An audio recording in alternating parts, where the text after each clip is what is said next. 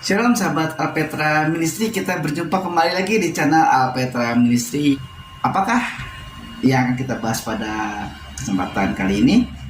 Kita tentunya masih akan mendengarkan penjelasan dari Bapak Pendeta Yan Antoni. Shalom Om. Halo.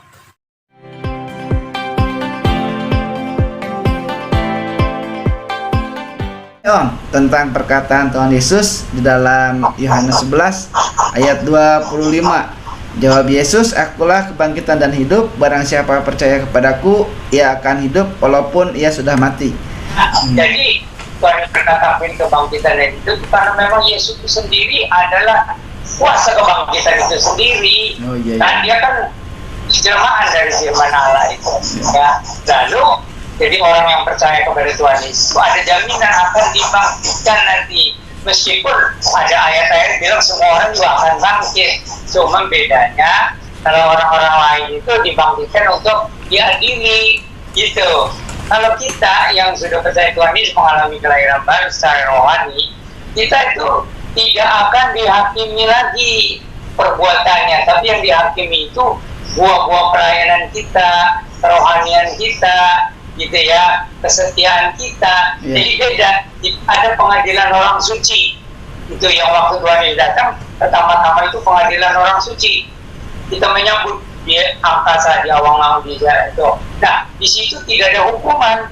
Kalau pengadilan orang suci itu di situ soal kerohanian kita bertumbuh sampai bina gimana ya, ada kemuliaan, terus ada soal pelayanan, terus ada soal buah-buah di situ. Jadi tidak ada penghakiman kalau itu pengadilan orang suci. Yang waktu Tuhan Yesus datang itu dulu terjadi pengadilan orang suci itu.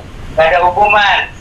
Itu yang ada itu kita hidup di dunia ini, apakah kerohanian kita sudah bertumbuh sampai di mana, apakah kebaikan kita juga sudah nyata, apakah pelayanan kita juga betul-betul setia sesuai dengan rencananya gitu. Iya Om. Nah Om, ini berarti Om, ini juga ada kaitannya dengan yang di Yohanes 14 ayat 6 ya Om ya, bahwa itu hidup ya Om. Tuhan Yesus itu adalah hidup gitu, sumber kehidupan. Nah itu kalau Yohanes 14 ayat 6 itu aku ini jalan gitu ya, Yes. Kebenaran dan hidup, tidak ada seorang pun yang sampai kepada Bapa kecuali melalui aku. Nah ini untuk penegasan bahwa yang melalui Tuhan Yesus itu kita pertama menemukan jalan kepada Bapa, lalu kita juga di situ dibukakan mata rohani, kita melihat kebenaran yang dari Allah yang sejati itu, lalu kita menerima hidup yang baru, hidup yang kekal. Ya meskipun orang Kristen juga mati, tetapi kalau sudah mengalami hidup baru secara rohani, itu nanti disambung gitu kehidupannya itu. Jadi hanya secara rohani mati karena tubuh kita kan dari tanah gitu. Tapi secara rohani kita langsung mendapatkan tubuh baru sebenarnya. Meskipun tubuh baru yang dimuliakan itu nanti, gitu nanti. Tapi kita bisa langsung bertemu dengan Bapa di sorga gitu. Iya. Berarti betul ada kehidupan selama-lamanya gitu. Hidup abadi itu ada ya Om? Jadi maksudnya itu kita kalau percaya pada Tuhan Yesus Kristus, secara jasmani kita mengalami kematian, tetapi rohani kita ini hidup selama-lamanya gitu bersama dengan Tuhan itu, dan tidak ada penghukuman kalau sudah kita mengalami hidup baru gitu. Ya Om, nah, kirain gitu Om, karena kan kayak apa kan ada orang yang suka itu bilang kita harus mencari kehidupan abadi gitu, immortal loh, nggak pernah mati gitu. Kan Ya, maksudnya itu bukan ya? dari zaman dulu itu terutama raja-raja mencari rahasia hidup yang Iya Om. Oh dengan pengumuman iya. atau dengan mantra gitu. Yang nggak ada lah, namanya manusia karena upah dosa kan maut ya. Tetapi di dalam Tuhan Yesus Kristus ada penebusan, ada pengampunan, ada hidup baru. Iya. Nah itu baru nanti diberikan meskipun di dunia ini kita mengalami hidup baru. Hidup baru itu sebenarnya hidup yang kekal juga, cuman disambung nanti kalau sudah kita meninggal dunia secara jasmani, nanti disambung di sana. Gitu. Oh gitu ya. Jadi maksudnya tuh kan bukan berarti hidup terus gini kan Om, tapi ada kehidupan setelah nanti gitu ya Om ya, setelah mati gitu. Jadi bedanya, kalau orang yang tidak percaya kepada Tuhan Yesus, itu sesudah mati secara jasmani, itu rohnya juga tuh masih di dalam keadaan mati rohani kan itu. Jadi tidak, malahan nanti juga dibangkitkan untuk dihukum. Gitu. Tapi kalau orang percaya pada Tuhan Yesus Kristus, kita memang mati secara jasmani, tapi roh kita langsung dibawa ke hadapan hadirat Tuhan di sorga itu, dianggapnya tidur di sana, istirahat, gitu, tidur, istirahat, dan tidak ada hukuman, gitu. Pernah dengar nggak ada hukum apa katanya siksa kubur gitu? Oh ya? iya itu. Siksa kubur. Nah, orang Kristen kalau sudah lahir baru nggak ada siksa kubur, karena kita langsung dipindahkan ke surga meskipun di sana istirahat, gitu. Iya Om. Soalnya ini juga serem juga ya Om kalau itu dengar cerita itu ada siksa kubur. Iya itu kita dengar ceritanya ya, siksa kubur itu mengerikan ya. Iya. Wah, semua itu kan perbuatannya katanya di situ aja udah, belum lagi nanti ya itu di pengadilan akhir ya. Tapi justru kita bersyukur kepada Tuhan Yesus Kristus ya, kita dibebaskan dari semua hukuman asal kita sudah bertobat sungguh-sungguh mengalami kelahiran baru. Yang karena terima Tuhan Yesus mengalami kelahiran baru, maka tidak ada hukuman. Nah ini banyak orang Kristen juga tidak menyadari itu betapa pentingnya bertobat sungguh-sungguh mengalami hidup baru di dalam Tuhan Yesus Kristus, dan betapa pentingnya kita menyebarkan kabar baik ini. Karena manusia itu kalau belum mengalami kelahiran baru itu selalu maunya melakukan dosa, melakukan apa, kebencian lah, melakukan yang najis-najis lah. Nah kalau ada orang Kristen masih begitu tuh berarti belum lahir baru. Makanya kan 50-50, hanya 50% gitu ya dari umat Kristen itu. Karena apa? Sebagiannya lagi itu hanya agama Kristen tapi tidak mengalami kelahiran baru, itu 50-50 ya. Nah kemudian kalau menjadi hamba Tuhan itu kan dari 12 satunya Yudas itu kan. Jadi harus dipastikan kita ini bukan Yudas, kita betul-betul sudah lahir baru, kita dipanggil untuk ambil bagian dalam pelayanan baik penginjilan maupun pemuridan. Iya, iya. Terus Om, ini di ayat yang ini ada yang menarik juga Om. Ketika Tuhan Yesus membicarakan kebangkitan dan hidup, di perikop ini juga muncul kata Mesias, anak Allah gitu Om. Jadi ketika ini kan diomonginnya Tuhan Yesus sama Marta ya Om ya. Nah terus Marta itu di ayat ke-27 bilang, ya Tuhan aku percaya bahwa engkau lah Mesias, anak Allah yang akan datang ke dalam dunia gitu Om. Nah, maksudnya Mesias itu kan artinya bukan kebangkitan dan hidup kan Om?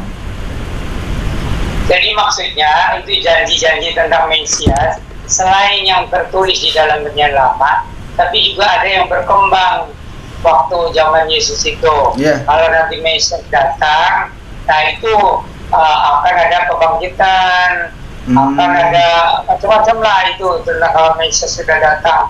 Bahkan tentang kerajaan yang abadi, tentang kemakmuran yang luar biasa dan sebagainya. Jadi memang yang penting itu bahwa kalau Mesias datang, dialah yang menjamin kebangkitan orang mati gitu. Tidak akan binasa lah gitu. Iya Om. Om tentang akulah kebangkitan dan hidup ini juga tadi kan penegasannya dari Yohanes 14 ayat 6 juga ya, bahwa jalan dan kebenaran dan hidup. Nah sekarang kan dikatakan akulah kebangkitan dan hidup. Ini juga ada kaitannya dengan akhir zaman nggak Om? Bahwa nanti kan Tuhan akan membangkitkan orang-orang yang mati, yang baik yang hidup dan yang mati ya Om? Atau gimana Om? Ya itu bisa dikaitkan dengan akhir zaman, tetapi itu waktu Yesus itu juga sudah bisa dibuktikan gitu. Jadi kalau hanya nanti itu kan belum ada buktinya, tapi waktu Yesus hidup juga sudah bisa dibuktikan. Lazarus sudah membusuk 4 hari kubur. tapi oleh Yesus dengan perkataan aja bisa bangkit kembali itu Lazarus itu. Jadi artinya memang berkaitan dengan akhir zaman gitu. Tetapi jadi ini supaya orang Kristen juga memahami ya. Iya. Sebenarnya kalau zaman akhir itu sudah mulai dengan kedatangan Yesus. Itu zaman akhir. Tapi akhir zaman itu nanti waktu Tuhan Yesus datang kembali untuk kedua kalinya. Ya beda ya. Jadi akhir zaman akhir sudah mulai dengan kedatangan Tuhan Yesus. Tapi akhir zaman itu kedatangan Tuhan Yesus yang kedua kali. Oh, iya. Iya. Kalau apa ini juga berarti penegasan ya bahwa dia itu nanti jadi hakim gitu ya Om. Ya itu yang kalau nanti Tuhan datang kembali pada akhir zaman. Iya. Jadi bukan zaman akhirnya sudah mulai ya. Iya. Jadi pada akhir zaman Kristus sekaligus akan mengadili orang hidup dan mati. Iya. Itu ada pengakuan iman ya. Nah, aku percaya kepada penghakiman orang yang hidup dan mati itu ya. Jadi Tuhan Yesus datang pertama-tama untuk mengadili orang hidup dulu. Iya. Nah, jadi waktu Yesus datang kedua kali itu, orang-orang yang tidak berperi kemanusiaan itu dihabisin. Oh. Gitu. Ya Om. Jadi waktu Tuhan Yesus datang kembali loh, dihabisin baru mendirikan kerajaan 1000 tahun. Itu kalau orang percaya kepada kerajaan 1000 tahun. Iya. Gitu. Jadi orang yang tidak berperi kemanusiaan dihabisin, lalu sisanya masuk ke dalam kerajaan 1000 tahun. Baru di akhir kerajaan 1000 tahun ada pengadilan orang mati. Nah Om, kalau orangnya nggak percaya adanya kebangkitan, gimana Om? Orang yang percaya atau nggak percaya kan tetap aja nanti itu Tuhan Yesus datang akan membangkitkan orang mati. Yang tidak percaya dibangkitkan untuk menerima hukuman, yang percaya dibangkitkan untuk menerima kemuliaan. Sama ya Om, berarti semuanya mendapat perlakuan yang sama berarti ya. Perlakuan yang sama dibangkitkan, tapi perlakuannya tidak sama. Orang yang percaya sama orang yang tidak percaya. Ada yang dihukum dan juga ada yang langsung bersama-sama dengan Tuhan naik ke surga gitu ya Om ya. Karena memang kalau ngomongin kebangkitan kan jadi ke awamnya seolah-olah Om kalau ngomongin kebangkitan itu orang mati hidup kembali kan berarti hantu Om. Iya, itu kan banyak orang yang tidak tahu kan. Jadi kalau orang sudah mati, bagaimana bisa hidup lagi kan? Itu seperti roh-roh yang gentayangan. Iya kan, gitu kan. Di dalam Tuhan itu puji Tuhan sudah dikasihkan contoh kan, bahwa memang betul bisa hidup itu. Lazarus bisa hidup meskipun kemudian nanti mati lagi ya. Iya. Itu hanya contoh bahwa bukan hidup seperti roh gentayangan gitu. Nah jadi itu nanti ada kebangkitan orang mati itu bukan sebagai roh-roh yang gentayangan, tapi hidup lagi dikasih badan yang seperti jasmani lagi. Cuman bedanya kalau yang sudah percaya Tuhan Yesus diberikan tubuh jasmani yang tidak kena sakit lagi, tidak kena penyakit, tidak kena celaka gitu tuh. Jadi seperti waktu Yesus mati gitu kan, bisa datang tiba-tiba datang gitu, bisa tembus tembok dan sebagainya gitu. Itu kebangkitan gitu. Tapi kalau orang yang tidak percaya ya tubuhnya ya tubuh yang bukan tubuh kebangkitannya beda. Itu mau untuk dihukum lah. Itu harus mempertanggungjawabkan setiap perbuatan. Nah, Itu mengerikan. Iya Om. Nah Om, ini mungkin bisa boleh ditanyain lagi dong. Nanti kalau bangkit itu Om, kita tubuhnya kayak gini atau gimana Om? Jadi kalau kebangkitan orang mati itu ya, jadi kalau yang yang orang percaya itu ya, yang dibangkitkan kembali, itu jadi tidak memerlukan makanan jasmani sebenarnya. Masih bisa makan, masih bisa menikmati gitu makanan dunia ini. Tapi itu sebenarnya tidak perlu gitu. Hanya untuk persekutuan aja. Hanya untuk persekutuan. Iya. Nah, itu jadi beda tubuh kebangkitan itu tubuh yang abadi. Bahwa nanti kan ada tubuh yang baru gitu. Nah, Itu Ya. jadi gimana Ya, om? Nanti itu nggak saling kenal dong. Hah? Nanti kalau di surga saya bisa nyari om, wah nggak ada om, udah ganti tubuhnya gitu, tubuh yang baru. Jadi ya itu tubuh kebangkitan itu jadi rupa masih seperti rupa yang lama, tetapi kemulia gitu. Dan itu pakaian di dunia juga udah diganti dengan pakaian kemuliaan gitu. Ya mungkin orang membayangkannya seperti putih semuanya gitu ya. Meskipun kita tidak tahu bagaimana itu persisnya. Tapi jadi kita ada pakaian juga, tapi pakaian kemuliaan gitu. Oh, iya. Dalam tubuh kebangkitan itu kita tidak telanjang, tapi ada pakaian kemuliaan. Nah, ini jadi pertanyaan lagi nih om, karena om ngomong apa pakaian kemuliaan. Nah, ini pernah ada penafsiran yang mungkin harus ditafsirkan lagi nih om sama om. Maksudnya pakaian kemuliaan itu apa sih om sebetulnya? Ya, jadi itu di dalam dan apa kita kan sudah memakai tubuh kebangkitan, tapi kan sudah pasti tidak telanjang.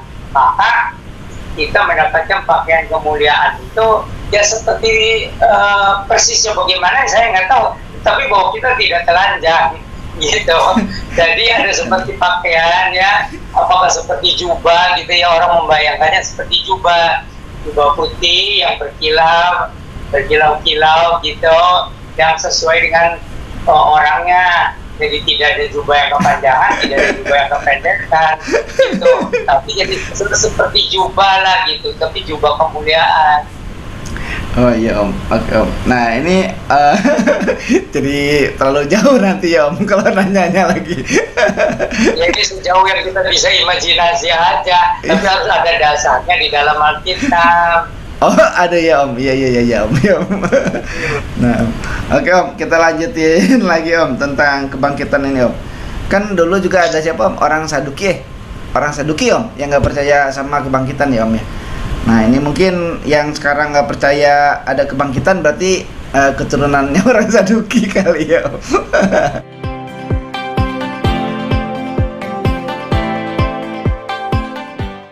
Kenapa Marta bisa bilang, ya Tuhan aku percaya bahwa engkaulah Mesias anak Allah?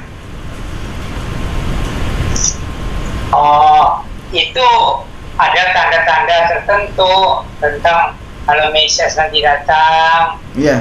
Misalnya tentang mujizatnya melebihi nabi-nabi, tentang ajarannya itu seperti melampaui nabi-nabi lah. Jadi seperti betul-betul Tuhan Allah sendiri yang bicara gitu.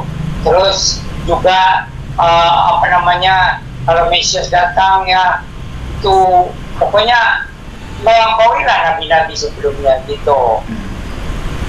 Nah om, ini kalau diiniin om, di Lukas 9 ayat 20 kan ketika Tuhan bertanya kepada Petrus kan jawabnya Mesias dari Allah. Nah ini yang membedakan ini kenapa om? Dia bilang Mesias dari Allah, tapi Marta bilang Mesias anak Allah. Nah ini yang mana om yang benar om?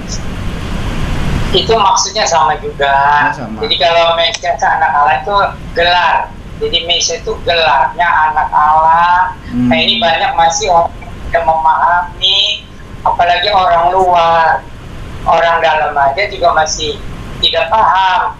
Oh anak Allah gitu ya. Padahal itu gelar dari Mesias. Iya. Jadi Mesias itu gelarnya anak Allah. Iya. Sama seperti raja-raja Israel itu juga gelarnya anak-anak Allah. Cuman kalau ini anak Allahnya yang paling mulia lah gelar Mesias itu. Nah kemudian apalagi tadi itu tentang jadi ada yang dari bilangnya, kalau Petrus bilangnya dari Allah, kalau Marta bilangnya anak Allah gitu. Ini kan kayak tadi om, kayak di pokok anggur itu, aku pokok anggur, bapak pengusaha, jadi kayak ada dua kan. Ini Marta lagi bilangnya anak Allah, jadi ya ini jadi masalah lagi nih om. Ya itu kan jadi banyak aspek ya. Jadi kalau penekanan Yesus itu anak Allah, itu dia mencerminkan sifat-sifat Allah dan kuasa Allah juga dinyatakan dan kebenaran yang tidak bisa diragukan lagi karena perkataan Yesus sama dengan perkataan Allah gitu. Ya, Om. Nah, Om, ini mungkin pertanyaan terakhir dari saya nih, Om. Kan ada banyak bukti ya, Om, yang menunjukkan bahwa Tuhan Yesus itu telah bangkit pula dari antara orang mati di pengakuan iman rasuli juga.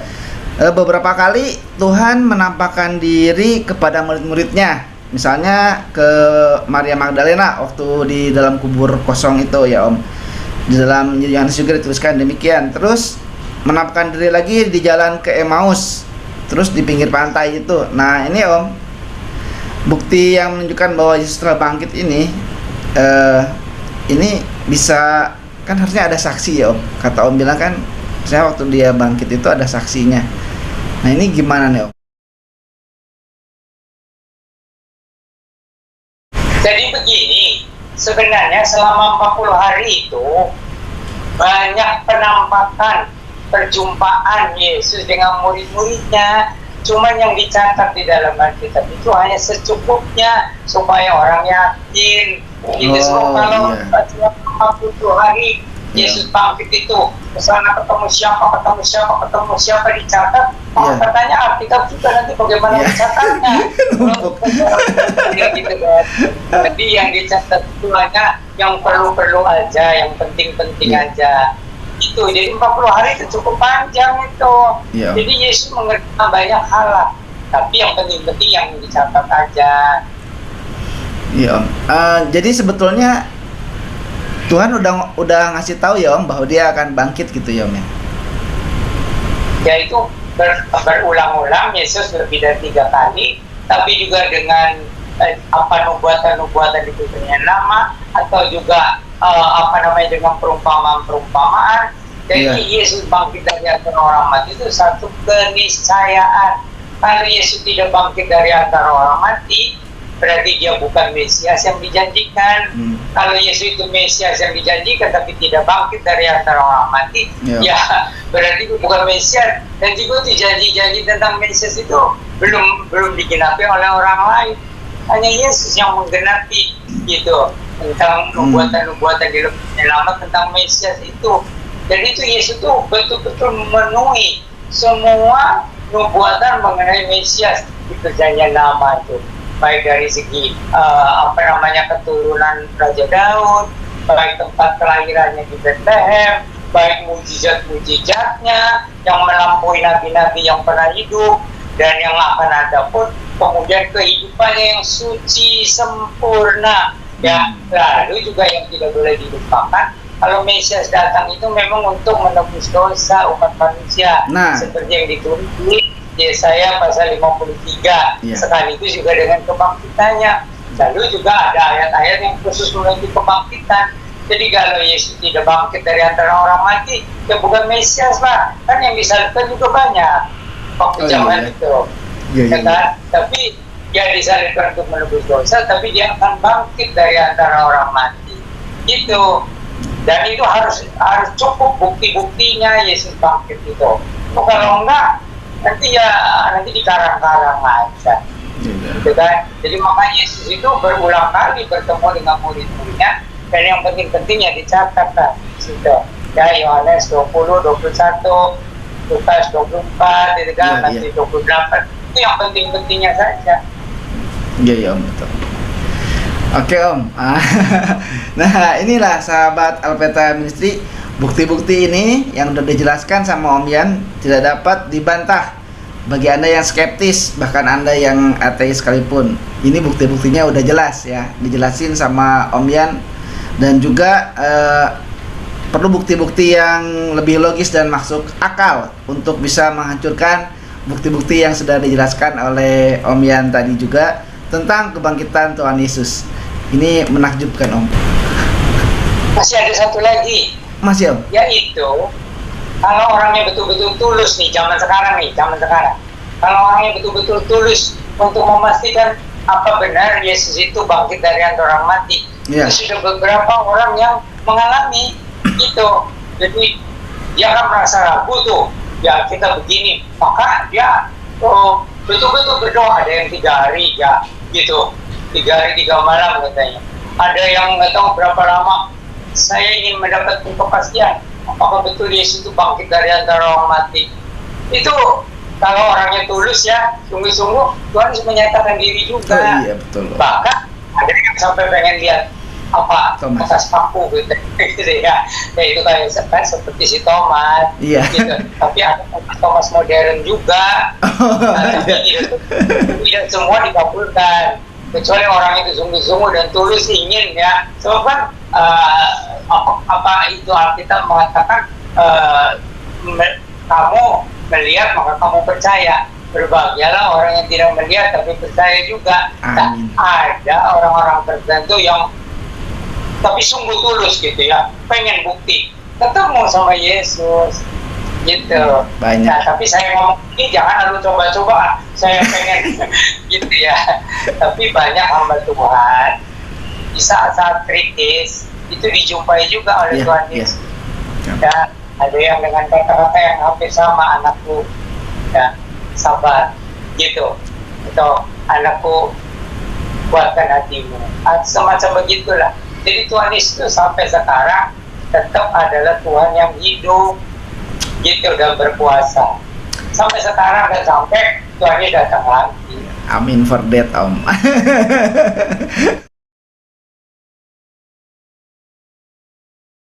Closing statement untuk tayangan ini, Om. Ya, jadi mengenai Tuhan Yesus bangkit dari antara orang mati, sebenarnya apa yang dituliskan di Alkitab itu sudah cukup meyakinkan ya. Tetapi dalam hal tertentu Tuhan Yesus juga bisa menampakkan diri sebagai Tuhan yang sudah bangkit ya. Itu kalau itu ada di dalam rencana Tuhan untuk memakai orang-orang yang dipilihnya itu untuk menjadi saksi-saksi kebangkitan gitu ya, selain yang sudah ditulis di dalam Alkitab. Karena Tuhan Yesus tidak berubah, makanya ada ayat itu kan, Tuhan Yesus itu tidak berubah kemarin, sekarang, dan selamanya gitu. Jadi Tuhan Yesus tetap sampai sekarang itu menyatakan diri sebagai Tuhan yang bangkit dari antara orang mati. Segala kuasa ada padaku baik di surga maupun di bumi.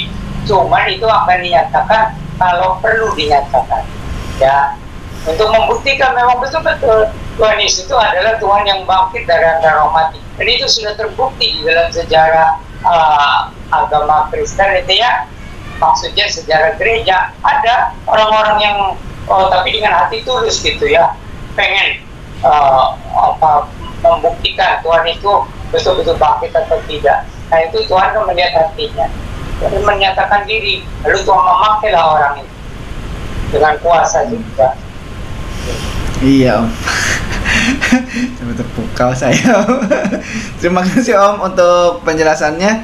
Dan ini sangat luar biasa ya penjelasannya. Semoga ini bisa menguatkan iman sahabat Alpetra atau para penonton yang sedang menonton tayangan ini ya. Dan Om, sekali lagi terima kasih, Om, untuk penjelasannya. Dan sampai ketemu nanti di rekaman selanjutnya, Om. Salam cinta Tuhan, cinta keluarga, jaga kesehatan. Tuhan Yesus memberkati.